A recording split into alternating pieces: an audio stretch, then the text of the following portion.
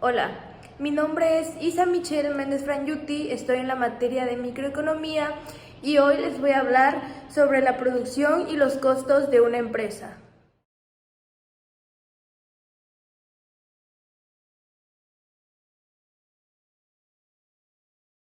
Este es el índice. Les voy a hablar sobre el corto y el largo plazo, las curvas de producto y la ley de rendimientos marginales decrecientes, las curvas de costo total, promedio y marginal, los costos a largo plazo y la función de producción de la empresa, las economías y deseconomías a escala y las preferencias cambiantes y avances tecnológicos.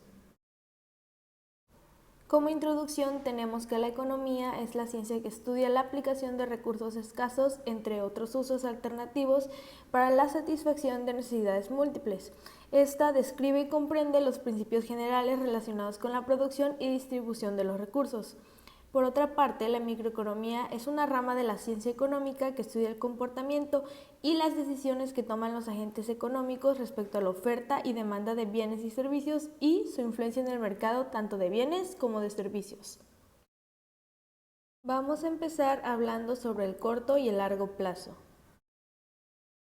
El corto plazo es un marco de tiempo en el cual las cantidades de algunos recursos son fijas. Para la mayoría de las empresas, el capital, la tierra y las habilidades empresariales son recursos fijos, mientras que el trabajo es el recurso variable. Al conjunto de recursos fijos de la empresa se les denomina planta. Por lo tanto, la planta de una empresa es fija en el corto plazo. Y para aumentar la producción en el corto plazo, una empresa debe incrementar la cantidad de un recurso variable. En este caso es el trabajo. La tabla 1.1 explica los niveles de productividad en el corto plazo, teniendo en cuenta la variación de la mano de obra o el factor trabajo. También explica la evolución de la producción cuando se considera que el capital permanece fijo en una unidad y el trabajo varía desde 0 hasta 3 trabajadores. De esta manera, cuando hay 0 trabajadores no se puede producir nada.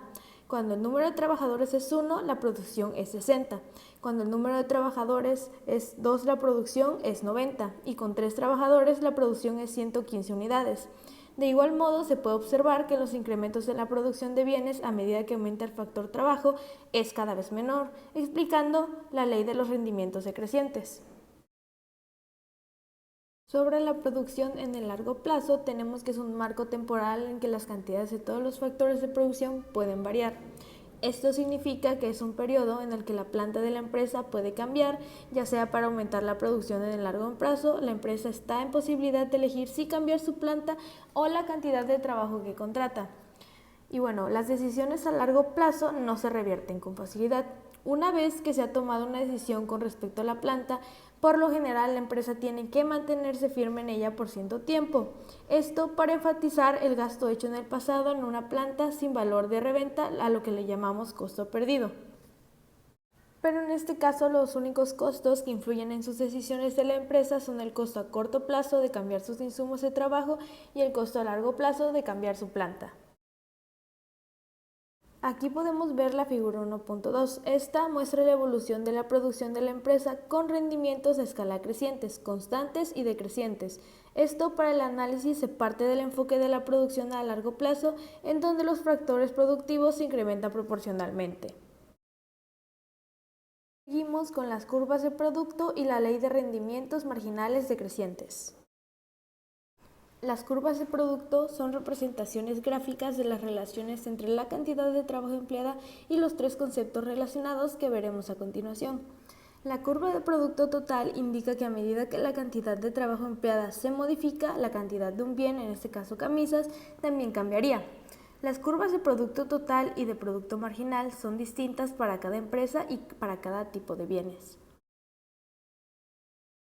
Esta es la diapositiva de los 3 conceptos. Tenemos que el producto total es la cantidad total producida, el producto marginal es el cambio en el producto total como resultado de aumentar el trabajo en una unidad y el producto medio es la producción total dividida entre la cantidad de trabajo empleada. La tabla 1.3 es el producto total, producto marginal y producto medio. Por ejemplo, cuando el trabajo aumenta de 2 a 3 trabajadores por día, el producto total aumenta de 10 a 13 vestidos diarios. El producto marginal de pasar de 2 a 3 trabajadores es de 3 vestidos. Por ejemplo, el producto medio de 3 trabajadores es 4.33 vestidos por trabajador, o sea, 13 vestidos al día divididos entre 3 trabajadores. Entonces tenemos que el producto marginal aumenta de 4 vestidos diarios para el primer trabajador a 6 vestidos diarios para el segundo trabajador y después disminuye a 3 vestidos diarios para el tercero. El producto medio también aumenta al principio para después disminuir. Y mediante las curvas de productos es posible ver las relaciones entre las cantidades de trabajo empleada y los 3 conceptos de producto. La ley de los rendimientos marginales decrecientes es una teoría importante de la ciencia económica que explica la relación existente entre los volúmenes de producción de bienes utilizando un factor productivo variable y un factor productivo fijo. La ciencia económica utiliza el enfoque de la ley de los rendimientos decrecientes, también denominada ley de los rendimientos marginales decrecientes, para evidenciar que en los sistemas productivos en algún momento el incremento de más factores productivos no estaría aumento del rendimiento del mismo, enfoque que guarda relación con el uso eficiente de los recursos productivos. Es importante mencionar que la ley de los rendimientos decrecientes marca el punto de partida para el inicio de la teoría de los costos, la oferta y la demanda de factores productivos y la teoría de los precios en las empresas. En la tabla 1.4 se observa que al principio los rendimientos por cada unidad de trabajador son crecientes, pasando de 2.5 unidades del bien hasta 30 unidades, cuando los trabajadores van en un aumento de 1 a 1 hasta 5. Sin embargo, a partir del sexto trabajador, para conseguir una unidad adicional de bienes producidos, hace falta cada vez más trabajadores. Por su parte, la productividad media del trabajo va en aumento de 2.5 hasta 7 a medida que aumenta el número de trabajadores de 1 hasta 4 para luego empezar a disminuir. De igual modo, la productividad marginal es creciente de 2.5 hasta 7 unidades del bien con 4 trabajadores y a partir de ese nivel empieza a decrecer. Ahora veremos las curvas de costo total, promedios y marginal. Para empezar, el costo total son los costos en que incurren los empresarios por la utilización de factores productivos fijos y variables. Entonces, los costos fijos son los costos en que incurren estos empresarios por la utilización de factores productivos fijos. Estos costos no dependen del nivel de producción, por ejemplo, los alquileres, la luz, el agua o el teléfono. Después están los costos variables, son los costos en que incurren los empresarios por la utilización de factores productivos variables. Estos costos dependen del nivel de producción, por ejemplo, los suministros, materias primas, mano de obra directa. Tenemos que el costo medio total es el cociente que resulta de dividir el costo total entre las cantidades producidas. El costo medio fijo es el cociente que resulta de dividir el costo fijo total entre las cantidades producidas. El costo medio variable es el cociente que resulta de dividir el costo variable total entre las cantidades producidas.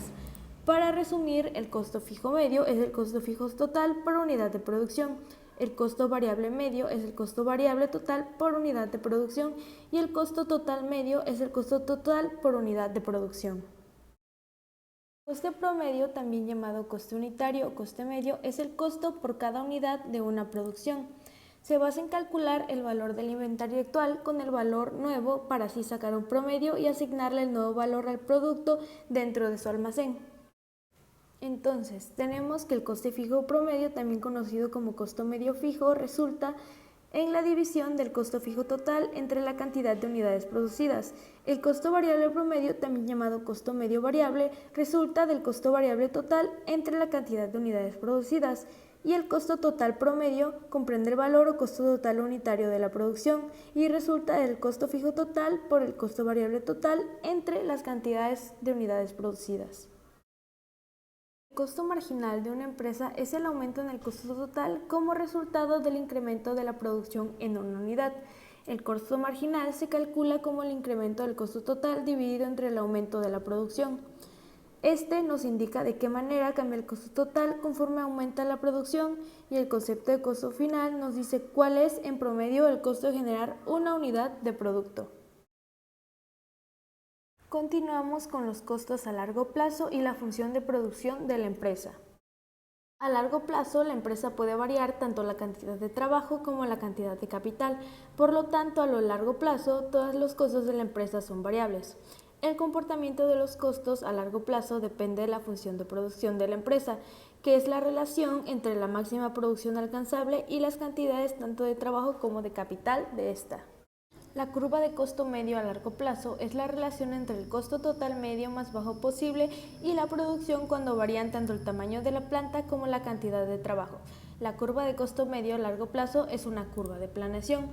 Entonces, la curva de costo medio a largo plazo indica el costo total medio más bajo posible a cada nivel de producción cuando se pueden variar los insumos tanto de capital como de trabajo. Para definir la función de producción es un modelo matemático que explica las cantidades máximas de bienes que es posible producir utilizando eficientemente los factores productivos. La función de producción determina la cantidad que van a producir las empresas, es decir, la cantidad de bienes y servicios que éstas van a ofrecer al mercado. La tabla 1.6 muestra las posibilidades de producción del bien X. Las unidades de capital se representan en las filas y las unidades de trabajo en las columnas, y las unidades máximas del bien X se encuentran en la intersección de la columna y la fila correspondiente. Así, con una unidad de capital y una unidad de trabajo, la cantidad máxima de bienes producidos es de 50. Con 2 unidades de capital y 2 de trabajo, la producción es de 100.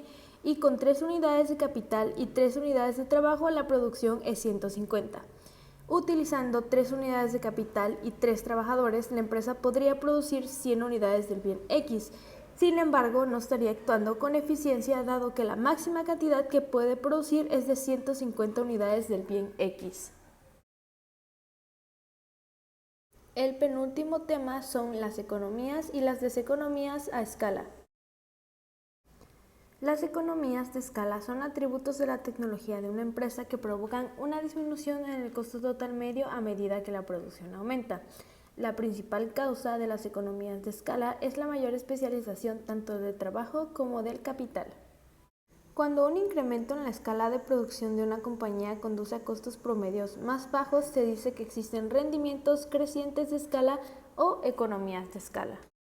En microeconomía se entiende por economía de escala a las ventajas en términos de costos que una empresa obtiene gracias a la expansión. Existen factores que hacen que el coste medio de un producto por unidad caiga a medida que la escala de la producción aumenta.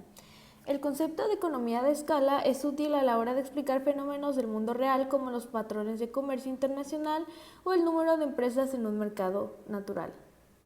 Las deseconomías de escala son atributos de la tecnología de una empresa que conducen a un aumento del costo total medio conforme la producción aumenta. La principal causa de deseconomías de escala es la dificultad de administrar una empresa muy grande. Entonces, las deseconomías de escala son los factores que causan que las grandes empresas produzcan bienes y servicios con un incremento en el coste por cada unidad de producto. Una deseconomía es un factor externo que afecta el funcionamiento normal de la economía, como por ejemplo un aumento en los precios medios de la producción que aparece cuando se incrementa el nivel de producción.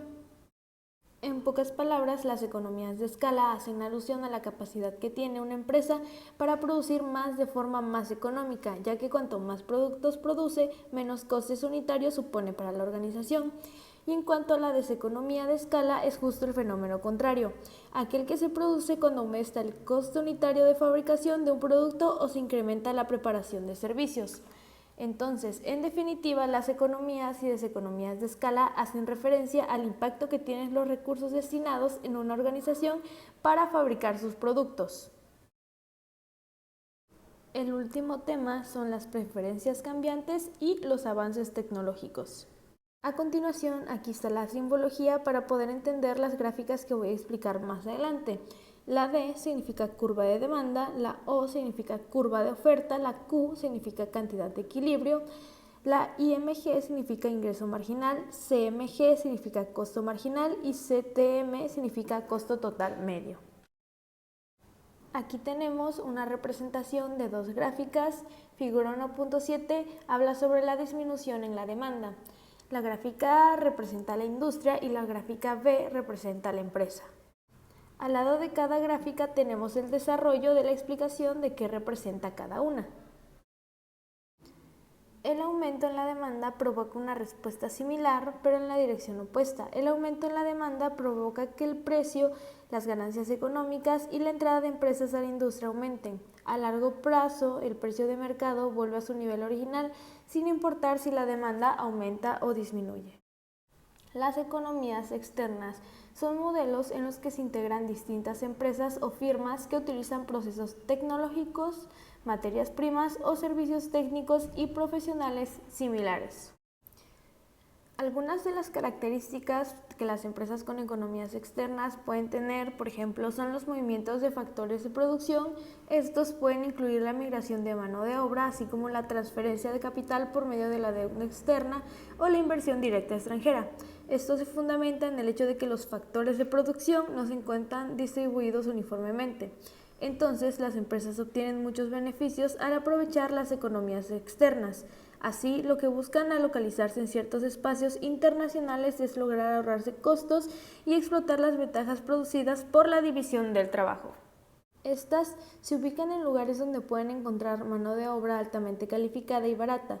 Buscan entonces aprovechar las ventajas de una adecuada infraestructura, tanto de comunicación como de transporte, y pueden verse atraídas por la disponibilidad y relativa abundancia de los recursos naturales que se encuentran en un país determinado.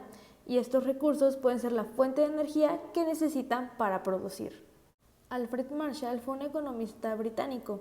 Nació en 1842 y murió en 1924. Fue considerado como el fundador de la escuela neoclásica. Entonces, el concepto de economías externas fue introducido por Marshall cuando se ocupó de las ventajas de localizarse en una zona industrial. Las deseconomías externas aparecen como resultado de la extensión de un grupo de empresas, la cual crea el aumento de costes para uno o más de ellas. Tales deseconomías se clasifican generalmente en monetarias, que son las que aparecen por aumentos en los precios de los insumos o factores de producción causados por la ampliación de las empresas que los utilizan, y las tecnológicas. Esta categoría tiende a incluir o no todo lo que no cabe en el primer grupo. Un ejemplo sería que en medida que las empresas de cierta área se amplíen, aumentan la congestión de las carreteras debido al aumento de las transacciones, de las cargas, etc. Esto aumenta el precio de los servicios de transporte para todas las firmas. Cambio tecnológico.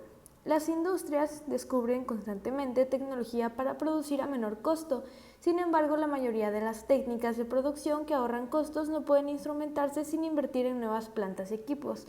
En consecuencia, se requiere tiempo para que un avance tecnológico se generalice en una industria. Entonces, las empresas cuyas plantas están a punto de cambiarse adoptarán con rapidez las nuevas tecnologías, pero aquellas cuyas plantas han sido reemplazadas recientemente continuarán operando con la vieja tecnología hasta que ya no les sea posible cubrir su costo variable medio. En cuanto esto ocurre, la empresa desecha la planta, aunque sea relativamente nueva, e instala una planta con la nueva tecnología. Las empresas que adoptan la nueva tecnología obtienen una ganancia económica, lo que impulsa la entrada a la industria de empresas que operan con la nueva tecnología. Pero las empresas que siguen con la tecnología antigua incurren en pérdidas económicas. Esto las obliga a salir de la industria o a adoptar la nueva tecnología. A medida que las empresas con tecnología antigua desaparecen y las empresas con la nueva tecnología entran a la industria, el precio baja y la cantidad producida aumenta. A la larga, la industria alcanza un equilibrio a largo plazo donde todas las empresas utilizan la nueva tecnología y obtienen ganancias económicas. Para finalizar, aquí se muestran las referencias bibliográficas con las fuentes consultadas para realizar esta presentación. Gracias por prestar atención.